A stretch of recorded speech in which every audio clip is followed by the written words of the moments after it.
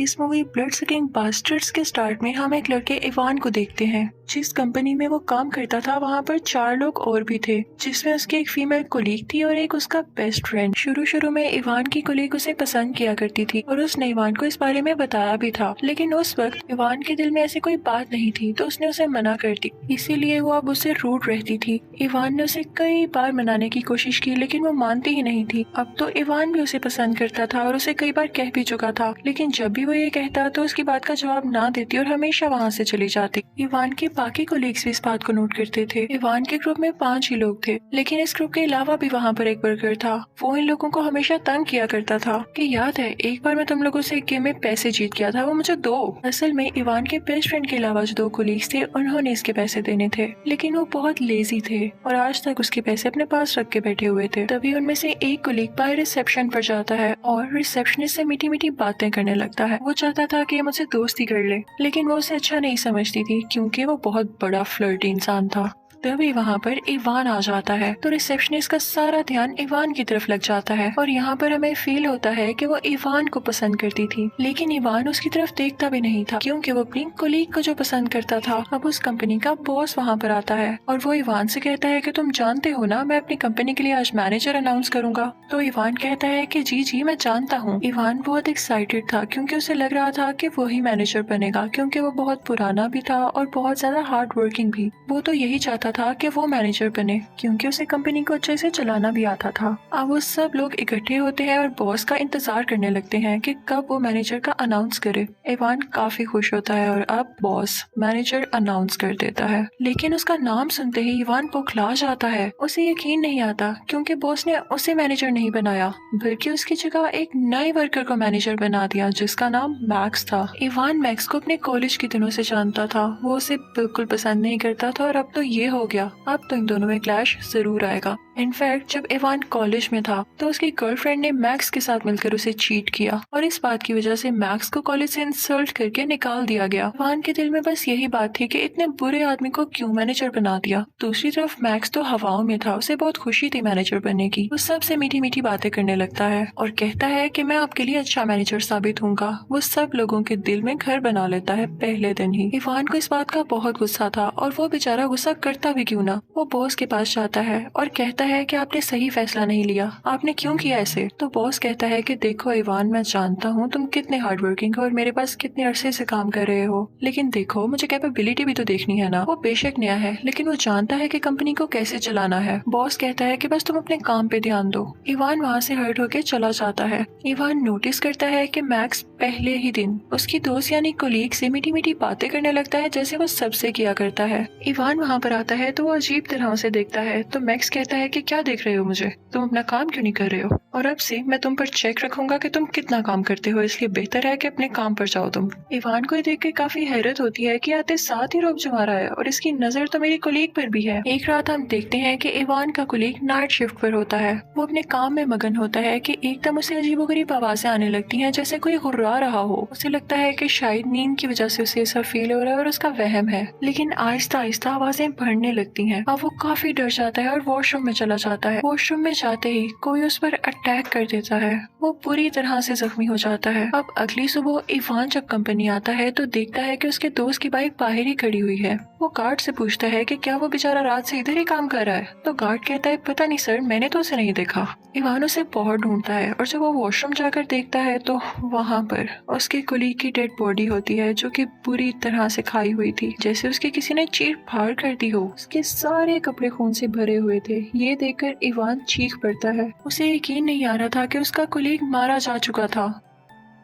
वो भागता भागता अपने बॉस के पास जाता है और कहता है कि देखें ये क्या हो गया है। सब लोग इकट्ठे हो जाते हैं और इवान के साथ वहाँ पर जाते हैं, लेकिन वो लोग देखते हैं कि वॉशरूम में किसी की डेड बॉडी है ही नहीं। इवान सर पकड़कर रह जाता है तो उसका बॉस उसे कहता है कि वजह और कोई नहीं, तुम्हारा दिमाग इस वक्त कहीं और लगा हुआ है कि तुम्हें मैनेजर क्यों नहीं बनाया, इसलिए तुम्हें अजीब अजीब ख्यालात आ रहे हैं। मैक्स कहता है कि सब छोड़ो, हम खुद देख लेंगे कि तुम्हारा कोलीग आज क्यों नहीं आया, तुम बस अपने काम पर ध्यान दो। वो उसे पागल कहते हुए वहाँ से चले जाते हैं। इवान शॉक्ड रह जाता है और वॉशरूम में ही खड़ा होता है। कार्ड जब जमीन पर देखता है तो वो उसे बताता है कि देखें, यहाँ पर अभी भी खून है। आप सच कह रहे थे। ऐसे लग रहा है जैसे किसी ने उसकी बॉडी गायब कर दी है। अब हम देखते हैं कि इवान का बेस्ट फ्रेंड और उसका कोलीग आपस में गेम्स खेल रहे होते हैं। तभी वहाँ पर फिर से वही वर्कर आता है जो कि उनसे पैसे मांगता था। वो कहता है कि मेरे पैसे लौटा दो अब। उनकी ये बातें मैक्स यानी मैनेजर सुन लेता है। वो उस वर्कर को अपने ऑफिस में बुलाता है कि बोलो क्या बात है। इसके बाद हम नहीं देखते कि उनमें क्या बात हुई। उसी दौरान इवान भी अपनी फीमेल कोलीग से कह रहा होता है कि क्या तुम भी मेरी बात पर यकीन नहीं करोगी। तो वो कहती है तुम यकीन के काबिल हो। इवान वहाँ से भी हर्ट होकर बाहर आ जाता है। उस वक्त वो वर्कर भी मैनेजर के ऑफिस से बाहर आ रहा होता है। उसका रंग सफेद पड़ा हुआ था और वो काफी हॉरिफाइंग लग रहा था, डरावना लग रहा था, जैसे उसमें खून का एक कतरा भी नहीं। वो बड़े अजीब से अंदाज में दोनों से कहता है कि मेरे पैसे आज तुम्हें लौटाने होंगे, अगर ना लौटाए तो शाम तक अपना हाल खुद देख लेना। और ये कह के वो वहाँ से चला जाता है। वो तीनों काफी हैरान हो जाते हैं क्योंकि उस वर्कर में इतना कॉन्फिडेंस था ही नहीं कि वो इस तरह से बात करे। खैर वो इस बात को इग्नोर कर देते हैं। इवान उस रिसेप्शनिस्ट को कॉल करता है कि क्या तुम बेसमेंट में जा सकती हो, मुझे वहाँ से कुछ जरूरी फाइल्स चाहिए। वो बहुत खुश होती है कि इवान ने मुझसे बात की, लेकिन बेसमेंट में उस पर कोई अटैक कर देता है। फिर हम इवान के बेस्ट फ्रेंड और उसकी फीमेल कोलीग को देखते हैं जो कि लंच कर रही होती है। इवान का बेस्ट फ्रेंड उससे कहता है कि अब छोड़ भी दो गुस्सा, इवान इतना भी बुरा नहीं है।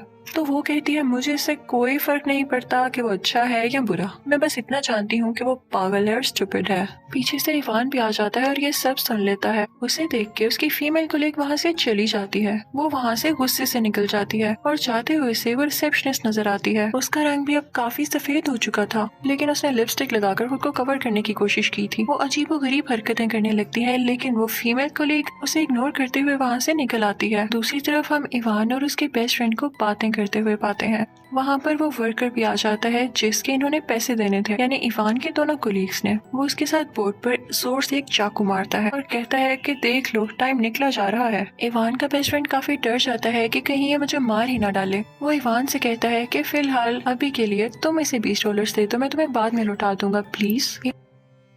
रात को इवान और उसका कोलीग दोस्त ऑफिस ही रुके होते हैं क्योंकि उन्हें बहुत सारा काम था।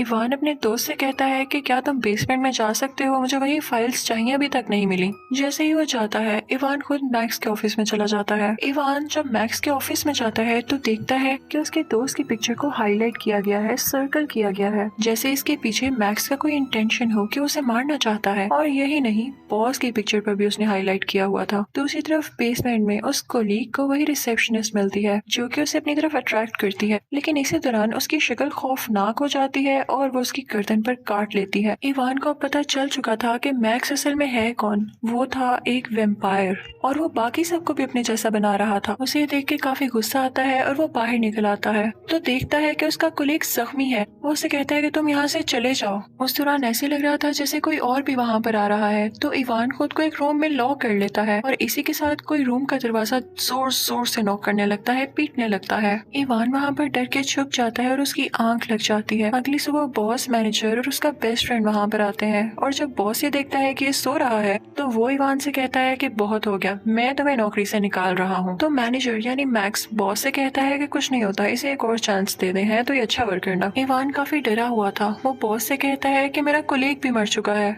यकीन नहीं आता तो देख लेना, वो भी आज नहीं आएगा। लेकिन ये क्या, वहाँ पर तो वो कोलीग आ जाता है। तो बॉस एक टॉन्टिंग वे में हंसता है और उससे कहता है कि तुम वाकई पागल हो चुके हो, तुम्हें सिर्फ अपने काम पर ध्यान देना है और आइंदा मैं तुम्हारे मुंह से बात ना सुनूं कि ये मर गया है, वो मर गया है। इवान अपने बेस्ट फ्रेंड के पास आता है और कहता है कि तुम्हें भी मेरी बात पर यकीन नहीं है, मैं झूठ नहीं बोल रहा। तो उसका बेस्ट फ्रेंड उसे तसल्ली देता है और कहता है कि मेरे दोस्त, मुझे यकीन है क्योंकि मैं अपनी आंखों से ये देख चुका हूँ। मेरे साथ हमारी कंपनी का कार्ड भी था, वो भी इस बात का गवाह है कि मैक्स ने एक लड़की को काट कर उसे वैम्पायर बना दिया था। अब वो तीनों एक ग्रुप में हो जाते हैं, एक साथ मिल जाते हैं। वो अपनी गाड़ी में जाते हैं ताकि कुछ वेपन्स यानी हथियार लेकर आ सकें। और तभी वहाँ पर कंपनी का चौकीदार यानी पीएन उन पर अटैक करने लगता है क्योंकि वो भी वैम्पायर बन चुका था, लेकिन वो लोग उसे स्टैप करके मार देते हैं। वो तीनों मिलकर कंपनी के अंदर जाते हैं और कहते हैं कि हम बॉस को बता देंगे कि बहुत हुआ, मैक्स असल में वैम्पायर है और क्या क्या कर रहा है। अंदर जाते हैं तो कंपनी के सारे वर्कर्स वैम्पायर बने होते हैं और उन पर अटैक करने लगते हैं, लेकिन वो तीनों बचते बचाते बॉस के ऑफिस में चले जाते हैं। वो उसे मैक्स के बारे में सब कुछ बता देते हैं। वो उसे सब बातें बताते हैं जिससे वो यकीन कर सके,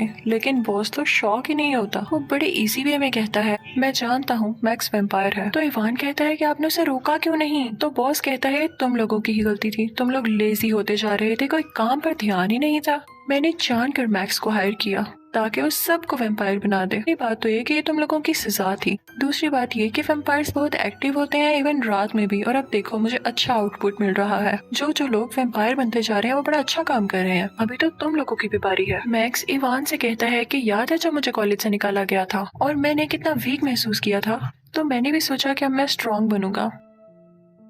मैंने वेम्पायर बनने के तरीके जाने और साथ ही साथ बिजनेस भी सीखा। मैंने बहुत मेहनत की और अब देखो मैं कहाँ हूँ, और मेरे अंडर जितने भी लोग काम कर रहे हैं तुमसे ज्यादा मेहनती होते जा रहे हैं। इवान उसे इग्नोर कर देता है और बॉस से कहता है कि आपको समझ नहीं आ रही है, ये आपको भी मार देगा। ये आपकी जगह लेना चाहता है और आपकी जगह बॉस बनना चाहता है ताकि इस कंपनी को ये खुद चलाए। ये सुनकर बॉस की आंखें खुल जाती हैं और वो मैक्स से कहता है कि क्या तुम यही चाहते थे। मैक्स उसके पास जाता है और उसकी गर्दन तोड़ देता है, जिससे बॉस मर जाता है और सबका शक अब दूर हो चुका था कि मैक्स अब वाकई ही बुरा आदमी है और वो जो चाहता था उसने कर दिया। इवान की फीमेल कोलीग काफी डरी होती है तो वो इवान लोगों की टीम में ही आ जाती है। सब वेम्पायर्स उन पर मिलकर अटैक करने लगते हैं। मैक्स दूर खड़ा ये देख रहा होता है और ये तमाशा एंजॉय कर रहा होता है। दूसरी तरफ इवान की टीम भी मुसलसल वेम्पायर्स का मुकाबला कर रही होती है। वो पूरी मेहनत से एक एक करके सब वेम्पायर्स को मार देते हैं। यहाँ पर हमें ये भी अंदाजा होता है कि इंसान सबसे अच्छी और पावरफुल क्रिएचर है, उनकी जगह कोई नहीं ले सकता। अगर वो हार्ड वर्किंग और कंसिस्टेंट हो यानी दिल से अपना काम करें तो वो सबसे आगे निकल सकते हैं।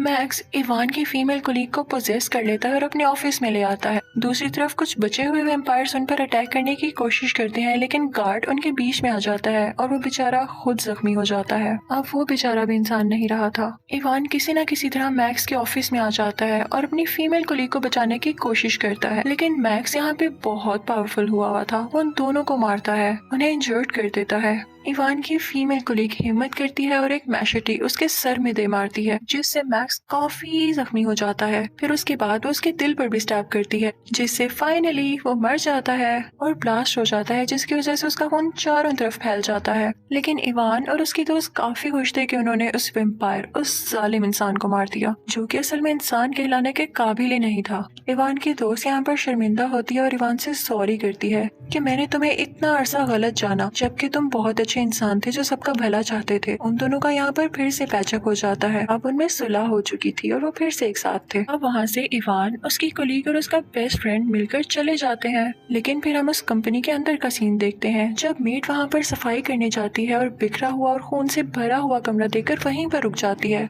तो पीछे से इवान का वो कोलीग जो आखिर में वेम्पायर बन चुका था और वो बच चुका था क्योंकि उसे किसी ने नहीं मारा था, वो उस मेट की नेक पर काट लेता है और फिर वहाँ से चला जाता है। इसी सीन के साथ ही मूवी भी यहाँ पर खत्म हो जाती है। Thank you for watching.